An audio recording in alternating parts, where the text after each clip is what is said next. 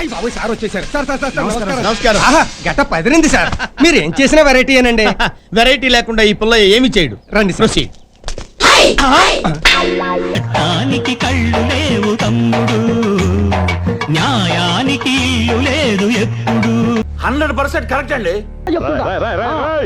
ఏంట్రా ఇది?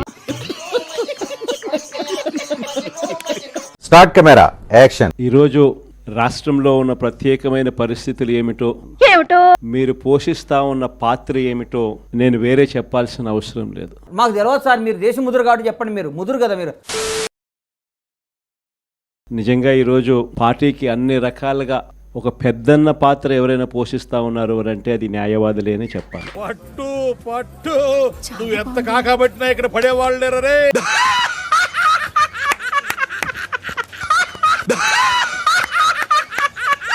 అడగకపోతే అమ్మైనా అన్నం పెట్టదన్నట్టుగా,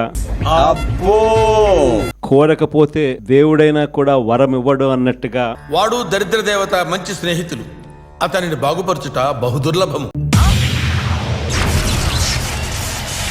పిటిషన్ వేయకపోతే, న్యాయస్థానంలో మీరు నిలబడకపోతే న్యాయం కూడా దక్కే పరిస్థితి కూడా ఉండదు.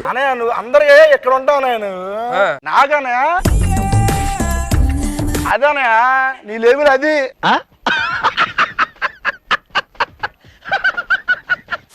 కలియుగం అన్నది ఏమిటి అన్నది అంటే ఏంటి సార్? ఈ చంద్రబాబు నాయుడు గారి పరిపాలన చూస్తే అనుకున్నా అడు తిరిగి నా మీదగా వస్తాడు అనుకున్నా. ఈ 14 నెలల్లో ఓహో ఇదే నా కలియుగము అని చెప్పి అనిపించే పరిస్థితి ఎవరికైనా కూడా అనిపిస్తుంది. దేవుడు నోరిచ్చాడు, దానికి అడ్డు అదుపు లేదు, ఏది పడితే అది వాగేయటమే. ఎందుకనంటే న్యాయం లేదు, ధర్మం లేదు. అలాంటివి మీరు మాట్లాడితే కామెడీగా ఉంటదన్నా. తమకు గిట్టని వాళ్ళు ఎవరైనా ఉంటే, తమకు నచ్చని వాళ్ళు ఎవరైనా ఉంటే, తమకు వ్యతిరేకంగా స్వరం వినిపించే వాళ్ళు ఎవరైనా ఉంటే, అరే ఏంది పోయింది మధ్యలో నేను ఇరుక్కుపోతున్నాను.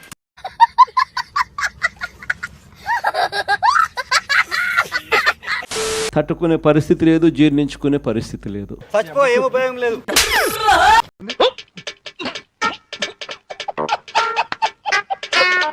ఎలాగైనా తీసుకొని పోయి వాళ్ళని జైల్లో వేయాలి. నేను నీకేం అపకారం చేశాను రా? నా వెంటబడి ఇట్లా కొడుతున్నావు, నన్ను నా ఫ్యామిలీని నాశనం చేస్తున్నావు కదరా. ఎలాగైనా తీసుకొని పోయి వాళ్ళని చిత్రహింసలు పెట్టాలి. ఏం దేవసేన, చిత్రహింసల్లో ఏం లోటుపాట్లు లేవు కదా.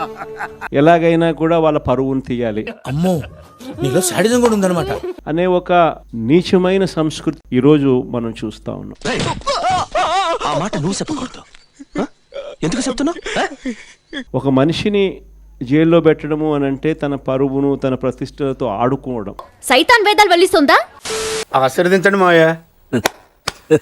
అవన్నీ తెలిసి కూడా ఏ తప్పు చేయకపోయినా కూడా జోకులు బాగా వేస్తావే. బురద వేసి తప్పు చేశాడు అని చెప్పి మస్తు షేడ్స్ ఉన్నారా నీలా. అబ్బో కమలాసన్. దానికోసం దొంగ సాక్ష్యాలను క్రియేట్ చేసి, అరే దొంగలని మీరే భలే ఒప్పుకున్నారా? కేవలం వీళ్ళు పెట్టే ప్రలోభాలు, వీళ్ళు పెట్టే భయం తప్ప వేరే బేసి లేదు, వేరే సాక్ష్యము లేదు. నేనే బెటర్ రా, కాస్త వెనక ముందు ఆలోచిస్తున్నాను. నువ్వేంట్రా ఏకం గేట్లు ఎత్తేస్తున్నావు? ఏం క్యారెక్టరా బాబు నీది. న్యాయం జరగడానికి కోసం బాధితుల తరపున ఓకే ఊరుకోవే, ఊరుకో, నేను ఉన్నాను కదా, నేనేదో సాల్వ్ చేస్తాను. నువ్వు ఏడుస్తుంటే నాకు ఏడుపు వస్తుంది. ఊరుకో.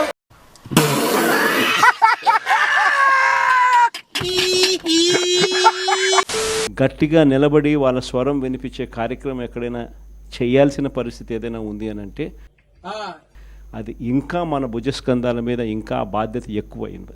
ఓకే నువ్వు ఎట్లా చెప్తే అట్లా. న్యాయం, ధర్మం అనేది వాళ్ళ తరపున ఎవరైనా వాళ్ళ తరపున గట్టిగా నిలబడి వాళ్ళకి న్యాయం చేసే పరిస్థితి రావాలి అని అంటే అది మళ్ళీ మీ భుజస్కంధాల మీదనే ఉంది. ఓకే ఓకే కాబట్టి మీరు పోషించే పాత్ర చాలా ఇంపార్టెంట్ పాత్ర. వినేవాళ్ళు ఉంటే కూర్చోబెట్టి నువ్వు వెనకదైనా చెప్తావు. నువ్వు మంచోడు అంటే నమ్మేస్తా అనుకుంటున్నావా? ఎవరైనా నమ్ముతాను కానీ నిన్ను మాత్రం నమ్మను. కానీ ఈసారి మాత్రం మీ అందరికీ ఇంకొక కొత్త విషయం చెప్తా. చెప్పు, చెప్పి తగలడు. జగన్ 2లో, వైఎస్ఆర్సీపీ 2లో నాకు అర్థం కాలేదు సార్. నవ్వేంట్రా? చూస్తూ చూస్తూ 1.5 సంవత్సరం అయిపోయింది. కళ్ళు మూసుకొని కళ్ళు తెరిచేసరికి ఆ మిగతా 3 ఏళ్ళు కూడా అయిపోతాయి. వచ్చారా రాలేదురా చెప్పారా ఇదేనా సినిమానా? ఆ 3 ఏళ్ళు అయిపోయిన తర్వాత వచ్చేది మాత్రం ఈసారి ఖచ్చితంగా మన ప్రభుత్వమే వస్తుంది. కలాం గారు కలలు కనమన్నారు, కథలు మింగమనలేదు. ఎందుకనంటే ఇంతగా మోసాలు చేసిన పరిస్థితి, ఇంతగా అబద్ధాలు చెప్పిన పరిస్థితి వీడెవడండి బాబు ఆ నాన్నే అదమని చెప్పేసుకుంటున్నాడు. బహుశా ఈ రాష్ట్ర చరిత్రలో ఎప్పుడు కూడా మనం చూసి ఉంటాం. చివరికి లాయర్లకు కూడా మోసం చేసిన పరిస్థితులు కూడా మనం చూస్తానే ఉన్నాం. నువ్వు పాజిటివ్ గా మాట్లాడి నాకు నెగిటివ్ కనపడతాను నీలో. నీ ముఖంలో నాకు ఎందుకు నెగిటివ్ ఎనర్జీ? నువ్వు నెగిటివ్ ఎనర్జీ అన్నా, నువ్వు పాజిటివ్ గా మాట్లాడే నెగిటివ్. అట్లాగే ఇది కళ్ళ ముందరే కనిపిస్తా ఉన్న కరప్షన్. నేనేం ఇలాంటి నేపథ్యంలో ఇంత మంచి చేసిన మనకే నాతో చెప్తే చెప్పావు కానీ ఎవరితో చెప్పకు, ఎవరు నమ్మరు. మరి ఇన్ని అబద్ధాలాడి, ఇన్ని మోసాలు చేసి, ఇంత దారుణమైన పరిపాలన చేస్తా ఉన్న వీళ్లకు బెంగళూరు ప్యాలెస్ నుంచి వారానికి ఒకసారి ఏపీకి వచ్చి రాత్రి వచ్చిన కలల్ని మాకు చెప్పకు, మీ కూలీలకు చెప్పుకో బ్రో.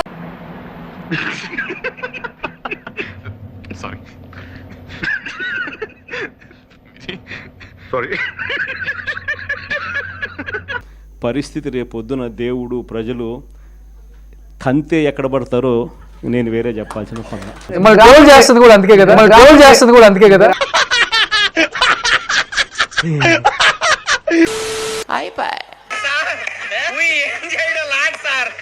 ఈ కార్యక్రమం ఇంతటితో సమాప్తం.